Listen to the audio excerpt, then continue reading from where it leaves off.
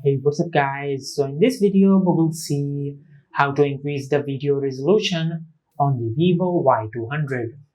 Now to do that, just open the camera app on your smartphone. Now from here, just tap on video.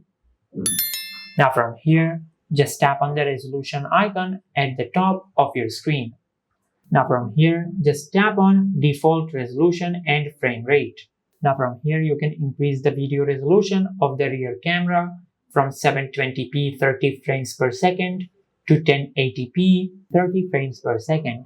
And also you can increase the video resolution of the front camera from 720p 30 frames per second to 1080p 30 frames per second. And this is how you can increase the video resolution on the Vivo Y200. If you found this video helpful, please like the video and subscribe to our channel and hit the bell icon to get notified when we upload a new video.